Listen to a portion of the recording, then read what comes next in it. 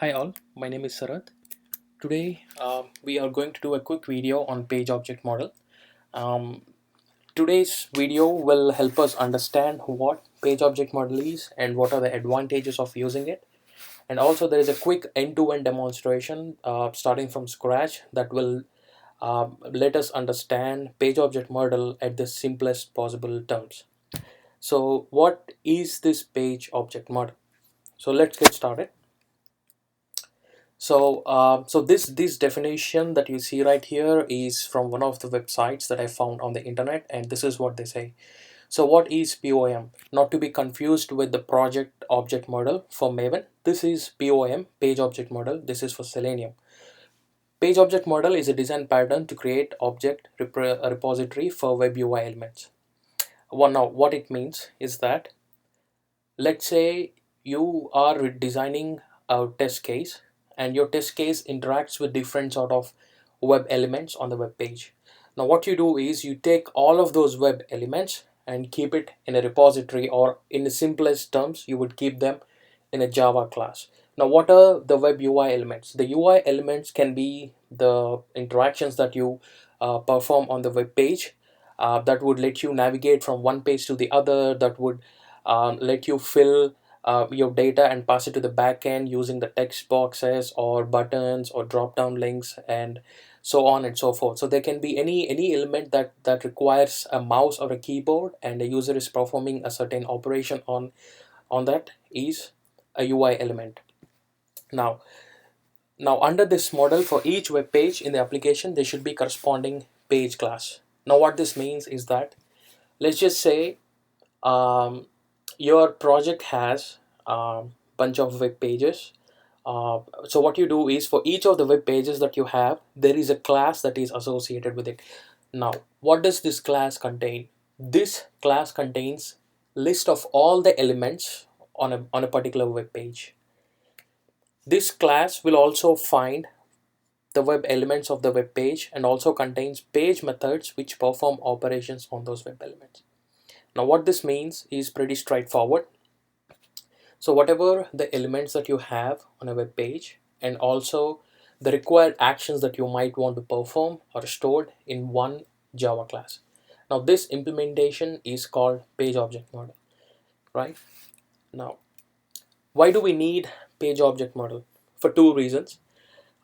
So when you initially start off designing your automation framework, your project can be probably a very simple project, and you might have a pretty few number of web elements or probably web pages. You could still follow a non-POM structure, non-page object model structure. But then what happens is, if you are working in an agile project, as the complexity of your project increases, wherein you get to operate with more number of web pages containing more number of web elements, right?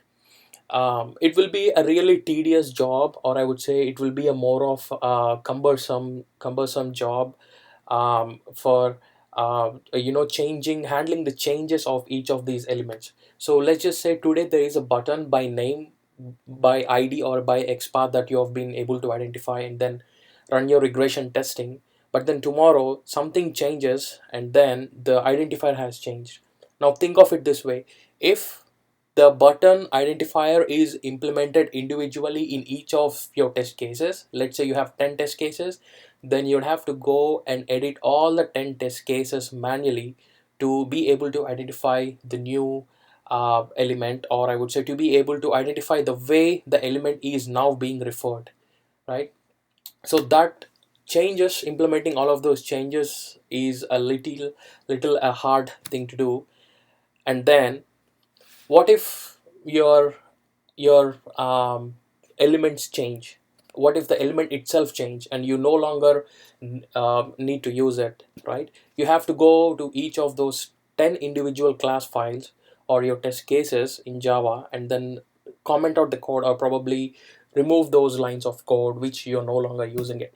So having said that, if we follow the page object model, all we need to do is go to one particular page object class and change the way we are referring to that element, or probably remove that particular element from the page object, and the subsequent classes that are calling the page object model for an element would would automatically have the updated version of it, right? So why do we need POM? It's code reusability again, code reusability, and also we as the project grows on, changes are easy to accommodate using the page object model. So you don't have to go to individual classes and then change it 10 times. Instead, your button has changed. Now what you do is you just change the button value, or the way you're identifying it. The identifier gets changed in the page object model, and all the test classes that are referring to your page object model would now be using the new way or new method of identifying the element. So you don't have to change it 10 different places. So this is a quick diagram that will sort of give us a quick idea on a page object model versus a non-page object model structure. So if we look on the right side, so we have a class A. This class A has bunch of elements which are nothing but web elements, or we would call it as a Java methods. And each of the test methods that we have, these are other classes, would refer to this page object class and call each of these elements using the methods that are defined in this page object class called class A, right? So this is how a page object is structured. So you have one page object class here, and the rest of the class, other classes like class B, class C, and so on and so forth, they all make use of a piece of code that is coming from your page object class. Easy to maintain and code reusability, right? And this is the other case where you are not following an on-page object model, wherein you are this is probably the traditional way, or I would say the old style of programming test suites or regression suites or automation framework, whatever you want to call. So in this case, you have the web elements and the corresponding methods, and also the test methods and the elements are in a single class. This is not really a good way of writing it. So let's get started with a quick demo. I'll create a small Maven project just to quickly demo how the page object is being used, why we need to use it, advantages and disadvantages, whatever has been discussed in this slideshow. We'll quickly have a demo on everything.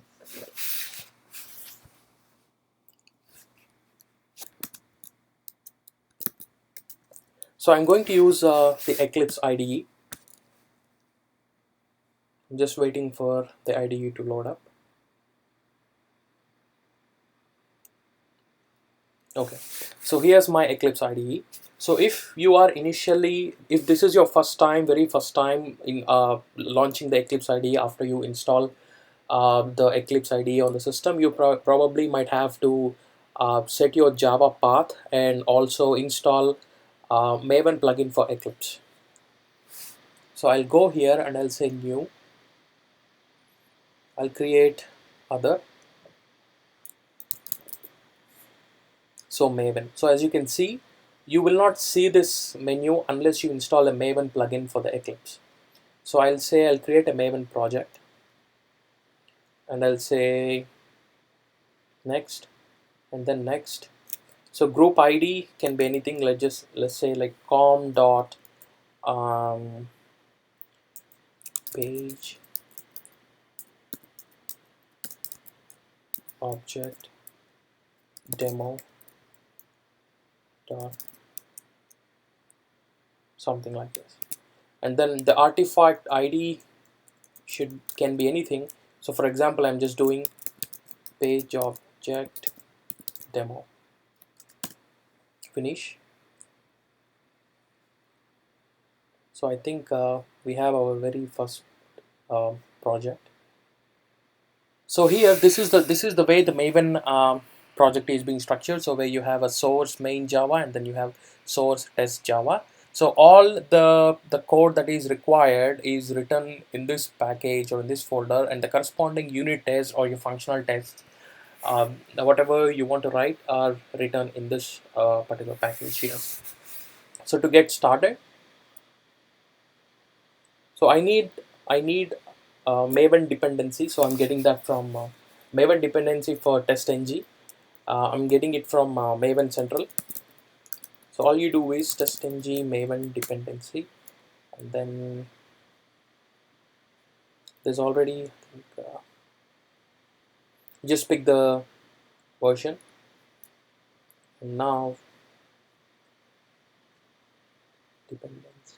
So I'll add the testng dependency here, right? So all these videos are pretty very basic. If you are a QA engineer, or if you are a beginner who wants to start your career as a QA automation engineer or software test automation engineer, these videos are for you. These videos are pretty much aimed, targeted for people who are in the beginning stages of a QA career. So I have the testng dependency added to my Maven. What this means is that now I have testng jar file in my Maven project, and then I also need. So essentially, we will use the Selenium WebDriver.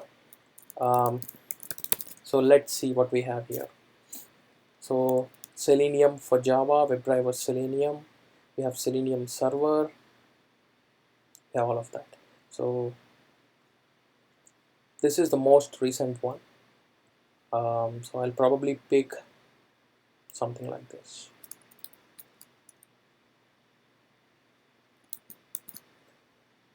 So now I have Selenium WebDriver in my project, right? So pretty easy. So here we have the source main Java folder here. So let's say, so I'll create a new page object class within this package. So I'll say new, I'll say class. So today I would like to take an e-commerce website as an example for the demo, and show you how to write or how to identify the elements using page object model, where we store all the elements, the corresponding methods in one centralized class called the page object. And that is what I'm going to create right now. And at a later point of time, I'll show you how to access these web elements in each of the individual test cases. So let's say I'm just trying to give a name to my page object class. So I'm calling it as Amazon page object. So I'll just say cap. Okay.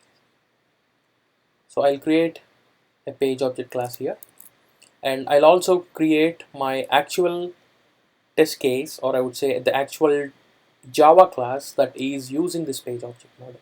So for that, I'll just say class, and I'll say search for product.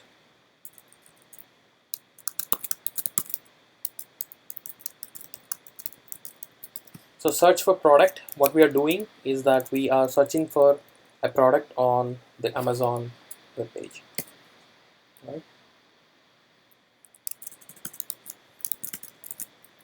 So here I'm going to use a couple of testng annotations. So again, we are using the Eclipse IDE Java 1.8, and we are using the Selenium WebDriver. We are using testng framework.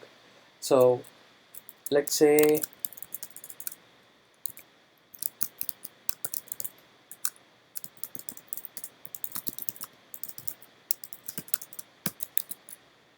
we just have to import this testng annotation. So as the annotation says, this is the before test, which means this method called init, or I would say initialization method, this method gets invoked automatically before the actual test runs. So I would say, so, so I'll create my class variable driver. I'm creating the WebDriver here. So I'll import the package name, and then here what we do is, So we are trying to initialize the WebDriver in this particular initialization method. So I have to initialize this. So I would say something like driver is equal to new Chrome driver, which means I'm specifying my uh, Selenium WebDriver and I'm casting it to Chrome driver, which means I'm saying that I want to execute my test script on a Chrome driver. You can also use Firefox. You can also use Internet Explorer. It purely depends on your choice and your requirements. And before setting the Chrome driver, I have to set the system property for the system to tell where my Chrome driver is. So to do that, I would do something like system dot set property. So this is a key value pair. I would say WebDriver dot Chrome dot driver, and then the value is nothing but the path where the Chrome driver is installed. I mean where the Chrome driver is essentially saved. So if you know what I'm talking about, you also need to have a Chrome driver which is available on internet. So just say if you go to Google and when you say um, so let's say Chrome driver for Mac. Well, this is a Mac, so I'm saying it Mac. If you're using Windows, you would use Windows. So this is what you need. This is what you download, right? And I already have downloaded the Chrome driver, and it is on my Mac. User slash.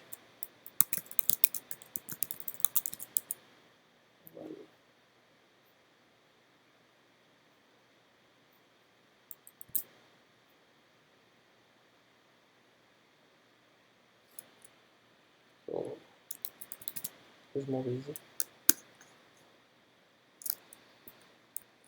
Okay.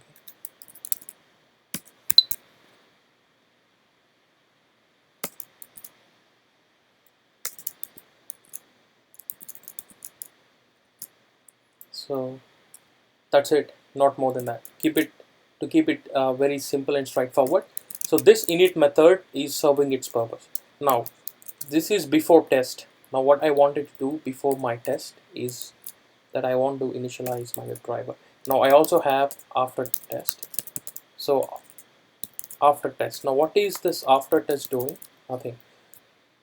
After the test, tear down the driver, or probably I would say quit the driver. So as you know, these annotations are pretty self-explanatory for who already has an experience of working as an automation engineer, who had already developed uh, the automation framework. But then again, these are very self-explanatory. So this after test method runs every time um, after your test is completed. So I will say after the test driver dot quit, just close my driver, right? Now coming to the actual test itself, so public void um, search, um, so let's say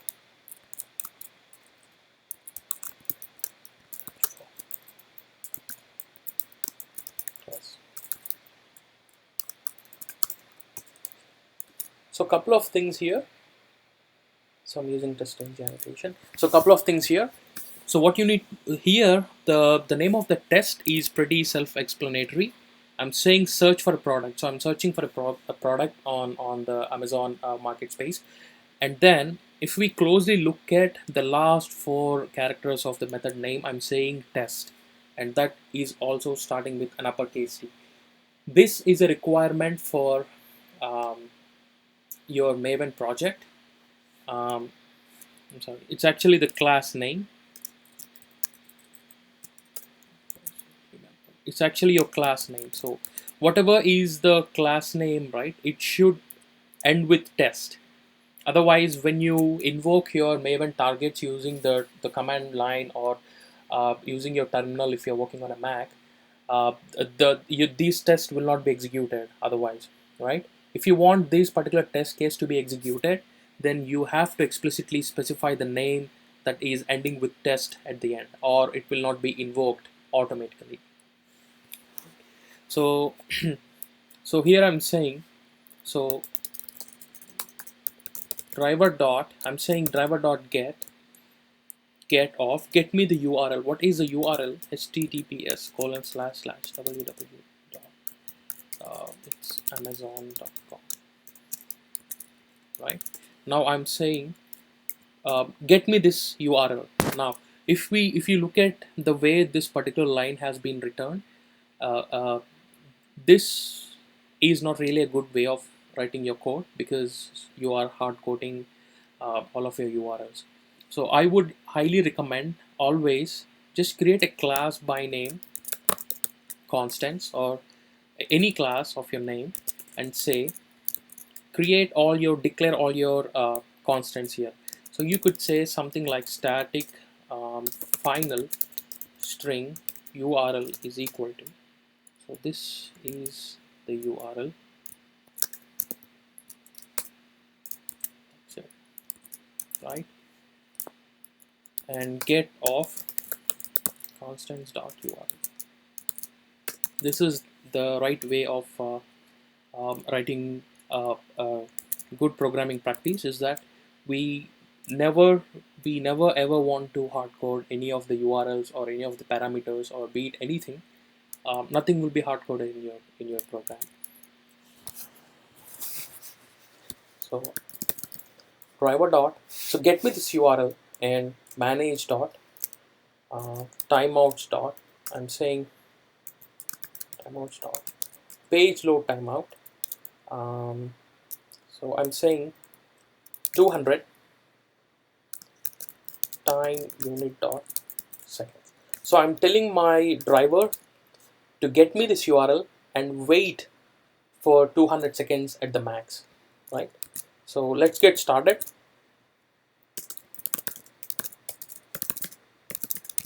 So I'm trying to run this project from Maven.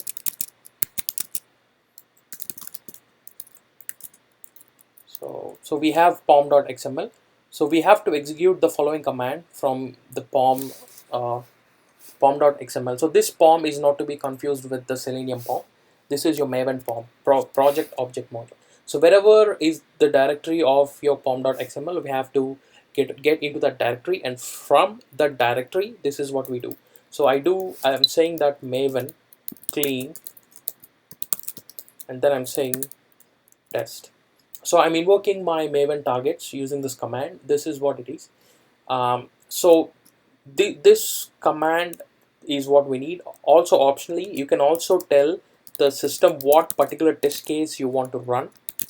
So this is not mandatory. Again, this is just a parameter you're passing to your Maven command. So this is how we do, and when you hit enter for the first time, it starts downloading all your Maven dependencies that are required to run the project. So your automation framework started now. As you can see, the Amazon web page just loaded. It was pretty fast, so I would like to pause it there for, let's say, 3 seconds. Right. So I'll rerun the project. So the same command, Maven clean test, and I'm specifying whatever is the test name that I would like to invoke, and there we go. It already had the dependencies downloaded from the previous run. So as you can see, the WebDriver kicked off on my screen and it has loaded the Amazon web page. Right? So we are good. So we'll start up with the page object model that I was referring to. So now this is the page object class itself, the class itself. Right? So now what does this class do? So if we go back to our explanation, we said that when you have, let's say, when you have a web page, any element, right, any element that is corresponding to this web page is in this class, right? So for now, we have this Amazon web page here, and we have a bunch of elements. As you can see, there is a text box, there is a search button, there are a lot of UI elements. As I can see, there are a bunch of hyperlinks here, there is a header and a couple of other things as we scroll down here. So but I want to use this particular text box, right? I want to make use of this particular text box, and I'll say inspect. When I inspect this element, good thing here is that we have an ID here, right? So I will use this ID to call this particular text box, right? Right. So this is your page object class, and we'll create a simple method here. So I'm saying public. Now, what does this particular method do? Is that this particular method returns a web element to me. So I'm saying public uh, static web element. Static is because I can call directly using the class name without having to create an object for it. So public static web element search box. I'm calling it as search box, and here, so we have to import this. Okay. Now here I'm saying, so it is always a good way of developing your framework in a way such that it waits for a certain amount of time before it starts performing an action on your element, right? So here the element is search box. Now I'm specifying my code to wait for certain amount of time. That is the maximum time that it can wait until it can find the element, right? Because there can be a lot of network issues, there can be network latencies, wherein as soon as the DOM structure loads, the elements are not visible to the WebDriver right away. Probably it might have to wait a few seconds further before it can start hitting the elements. So here I'm saying WebDriver wait is equal to new WebDriver wait. So I have to pass a WebDriver driver comma 200. Probably have to import this class.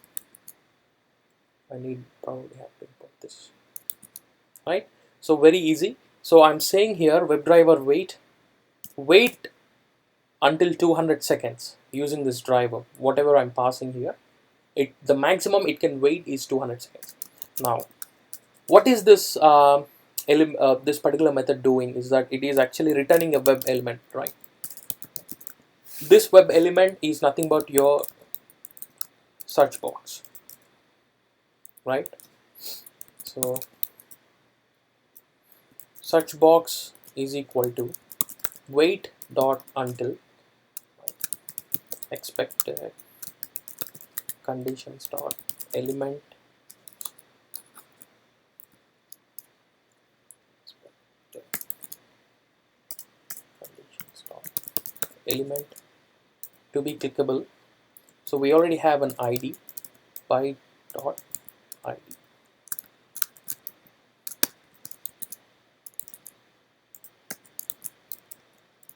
Return search box. That's it. So this is a very simple method that will wait for 200 seconds at the max to find this particular ID. Like I said, as soon as the page loads, not all elements are available already right away. Your driver might have to wait a few seconds further to be able to see and interact with those elements. And since this is a text box, it is a good idea always to do search box dot clear. In case if your box, the search or the text box already has some existing data or text pre-filled, it will be cleared out, right? So I'm saying here, so now, so this is your page object class, right? This page object class has bunch of web elements. It has bunch of methods to get access to the web elements, to find the web elements, and so on and so forth. Now these are all your individual test cases that all refer to one page object model here. So now we are using this particular method from the page object in our test class. So to do that, simply I would use Amazon page object dot search box of driver dot, right, send keys. So what do you want to search? Let's say I want to search for a watch, right, some watch, right. So this will search for a watch. Again, I'm saying wait for another 3 seconds. So let's go ahead and invoke the Maven command. And it's always a good practice when you are developing an automation framework, to cover existing regressions or to test any new functionalities that are building up in your agile methodology. It's always a good practice that every piece of line that you write needs to be thoroughly tested. You need to be, as a QA tester, it's a good practice that we need to make sure every piece of line, every functionality line that we write to test the code, um, itself is tested, right? So that's the good way of working with the things. So if I invoke this Maven test again, so as you can see, the Maven trigger started and the WebDriver loaded on my screen, and it has typed watch, wait for 3 seconds, and it has quit. So which is fine, right? Now the next thing is that we now have to click on the search button. We are able to type watch, but now we have to click on search button, right? So let's say now, what is the search button here? I mean, again, you can always use this Chrome um, uh, inspector, which will let you find the elements on the web page. So this is of well, there is no ID in this case. So if there is no ID, the other option is to probably use the XPath. To get the XPath, let's say just say copy XPath. So I have the XPath now. So let's put it over here. So this is the search. This is the button itself.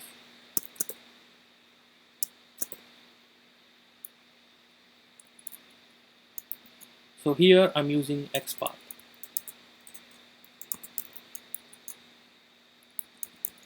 So in this case, clear would not work for us because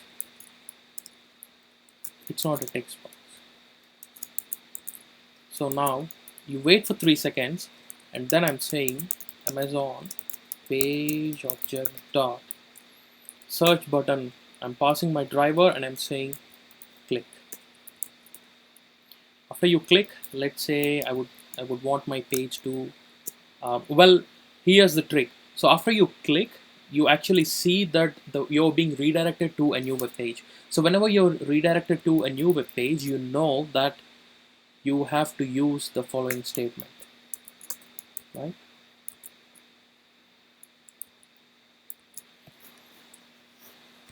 Looks like I need to get my Mac charger. Give me 1 second.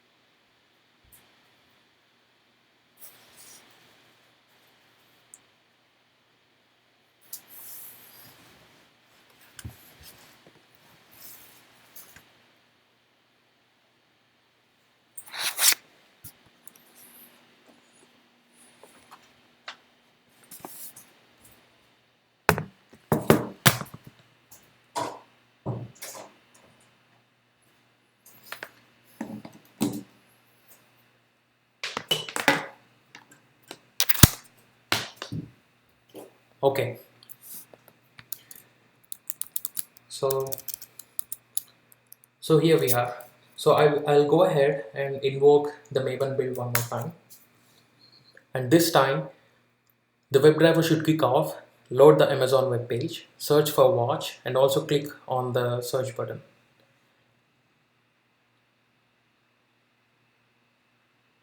So after it has clicked, it will wait for the page to load and then wait another 3 seconds and then it will quit, right? So which is still fine. So this is essentially a simple demo of how you actually implement the page object model in your um, in your in your project. So let's say you have a bunch of other classes. So let's say there is another class, add product to cart. So now, as the name suggests, what this test case does is very easy, is a pretty straightforward thing. It will search for a product and it will add that product to your cart. So again, I can use the existing code. So I'll use the same existing code here. Just define my WebDriver. Import the class. Right. So now has to go with test again.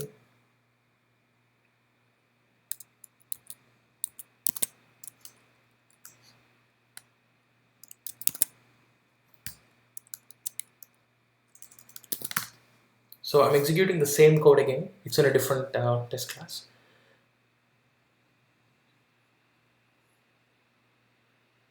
So as you can see, the WebDriver kicked off, searching for watch, and it has reloaded the new page, and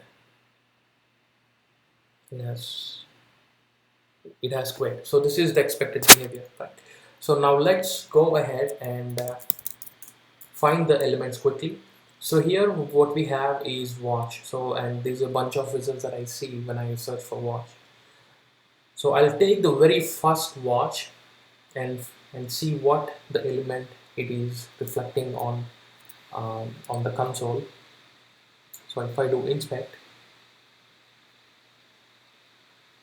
which is not really a good idea of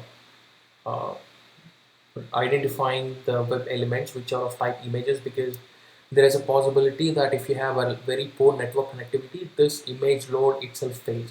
So I'll go with finding the element for this link. So this is what it is.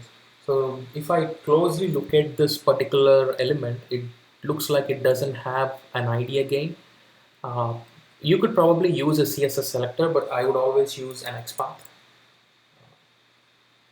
I'll get the XPath because XPaths are very quickly identified. If you use XPath, the WebDriver takes practically no time to identify a particular element on your web page. So I'll add another method. So since I already have the XPath copied from it, so I'll say select watch. Well, these are these naming conventions are not really I would say a standard way of naming your web elements, but normally what I do is whatever is the action that particular element is doing, that's what I give the name of the method. So I would say this, right? So you could also use your own naming convention, but then it's really a good practice that if your names are relevant to each of the elements, what they are performing or what they are intended to perform on your web page, it's very likely that you have a good code readability, right? So even though, let's say, if your project goes in the hands of other QA, or you might be switching back and forth between multiple projects, or if there is another new joinee who is also working as a QA and is actually doing a code review, it is easy for him or her to easily understand your code. The readability is pretty high. Code readability will be really good if you have these sort of naming conventions. So going back to the actual task again. So here I'm saying wait for 3 seconds, and then I would say, so now I have my search result. I know which one to select. So I would say Amazon page object dot So select watch of driver dot click. So I'm saying click this particular watch. Now what happens after you click on the watch, right? As you can see, the page is being loaded, so which means you are navigated or you've been redirected to another page. So whenever you know there is a page redirection happening, always use a page load timeout so that your script doesn't fail. Right? It's a good way of programming too. And then you say thread dot. I'll say, let's just say sleep for another 3 seconds, wait for another 3 seconds. Now there is a reason why I'm using this thread dot sleep on every other statement is because I'm sort of slowing down the execution so we can see and understand what's going on. So I can rerun the same Maven command. Right? So it is searching for watch and it found the results and it has clicked, waiting to click, it has clicked the first result, right?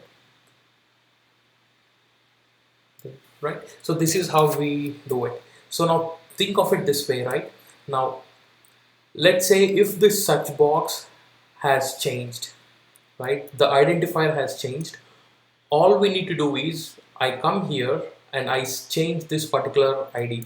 So whatever, let's say currently this is the ID that it is referring to, and since it's an agile project, the changes happen very fast. End of every sprint there is a new functionality or new page that is being released to the production, and you want to make sure all your QA regression cycles are passed, the basic regressions are covered and they are passed before you can move the build to production. So in such a case, these elements keep changing very fast. So if the element changes, right, so whatever is a new selector, I would say, so previously this was my ID that I was using to refer to this particular search box. So now if it has changed, it will be something like a new ID, and I'll update. All I do is I just update at this one place, and all the corresponding test cases that are referring to this page object model, let's say this particular piece of line and even this particular piece of line are now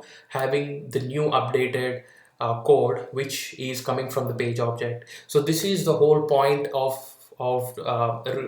page object model, is that we have code reusability and also easy to maintain. Right, if there are any changes, all I do is go to one particular page of the class and change it at that point, so all the corresponding test cases reflect the new changes, so I don't have to individually go and change in each of these individual test cases manually. So what if you had like 100 of test cases? You would end up spending a lot of time just accommodating changes for every sprint cycle to run your regression tests, and that's not really a good way of developing an automation framework.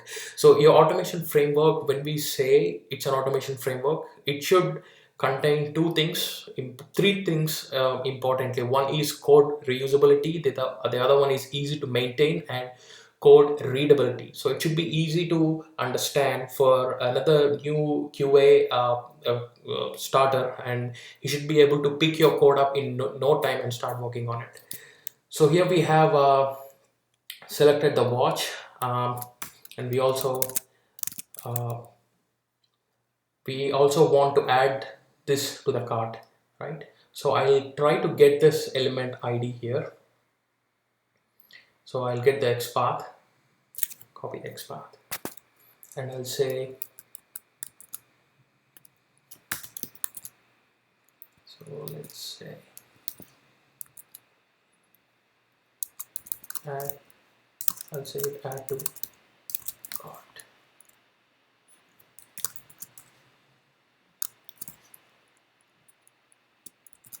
So again, using XPath, I'm adding my particular search result to my cart, right?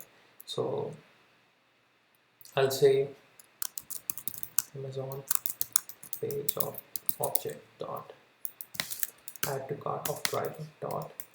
Oops.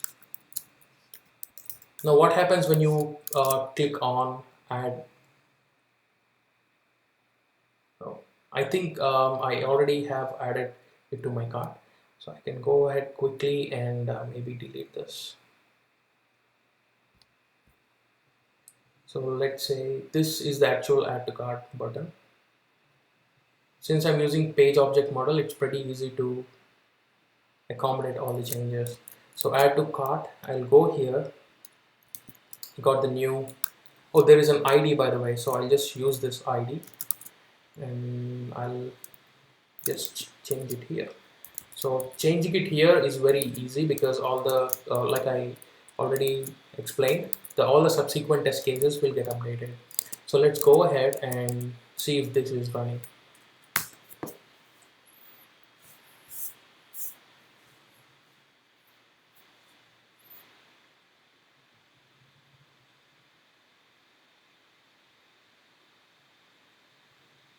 So it had started, it found the very first result and it is still waiting for the page to load. Okay, now it looks like it's clicking the element, it found the element and now it is adding it to cart, right? So after I add it to cart, so we notice that there is a page load timeout that we need, right? So again, I'm giving this explicitly, I'm specifying the thread.speed so that I'm slowing the execution of the automation piece of code that we are writing so that we better understand it line by line before we proceed with next sequence of instructions. So again, so I have this thing added to cart, right? So after I add to cart, uh, so I want to verify that this element is added to cart. So again, I'll go here and get probably the cart XPath and make use of it here. So after the element is added to cart, I want to go to cart and let's say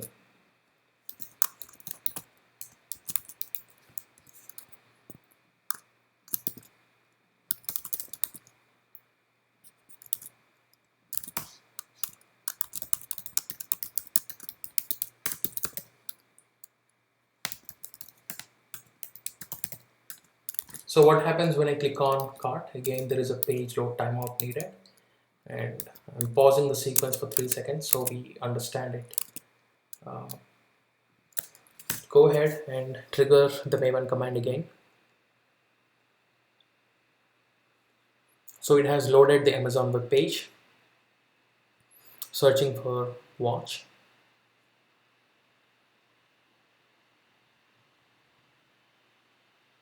Wait for page load and another 3 seconds.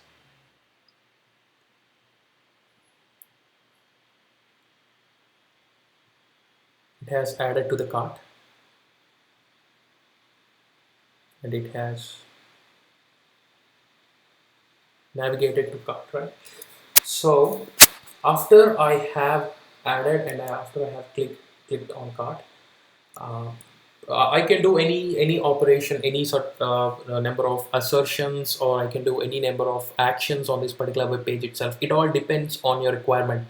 So as a QA, let's say if you are running your regression cycle, you might consider adding your e-commerce elements, or I would say adding your e-commerce the search, whatever you have searched for that particular item to cart is one of your regression. So for any reason, this regression you don't want to break it. So I would say it all depends on your requirement, on your project, the complexity you're using, and so on and so forth. But then here, one of the test case that I'm trying to assert is that after I add a particular item to cart, and if I click on cart, that item is actually shown in the cart page, right? So again, to verify that, after I click on cart, probably I would do something like get this element XPath. It's always good to see if there is an ID associated with this element. So it looks like there is no ID, so we'll just get the XPath. So I got the XPath. Going back here, page object model. So I'll say verify item, something like this.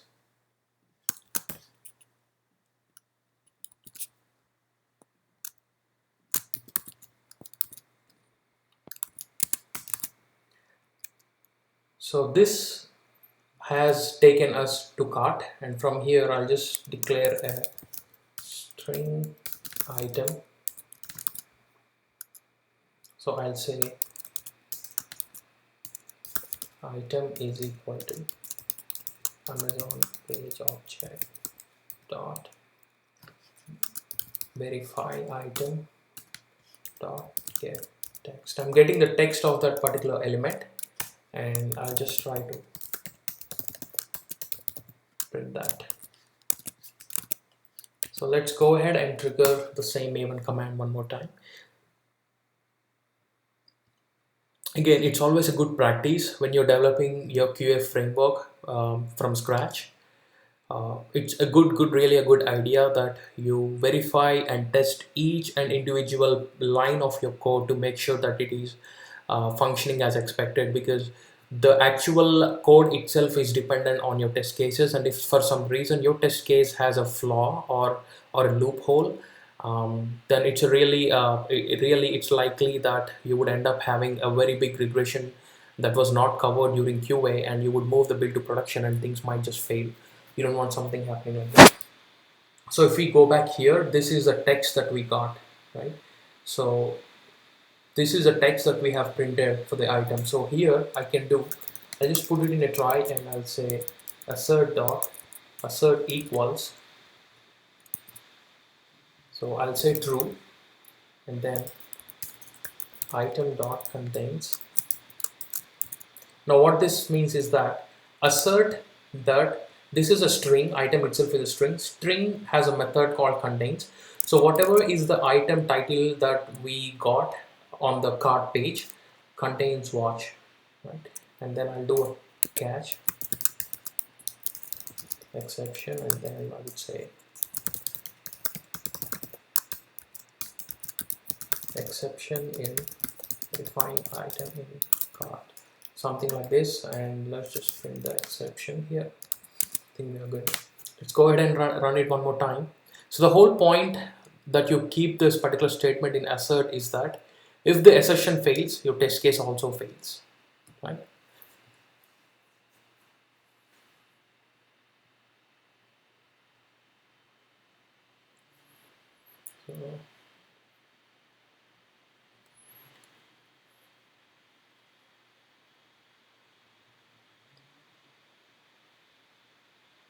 So it has added to cart.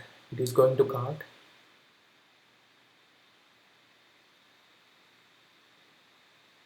Right? As you can see, the test has passed, which means the item that was added on the cart is actually seen on the cart page. So here I would also do something like system.out. Just print it saying that added item is visible in the cart, right? So the whole idea is, if for some reason your assertion fails, your test case fails. So if this line fails, it will directly go to cache, and this piece of code is never even executed. So one more time.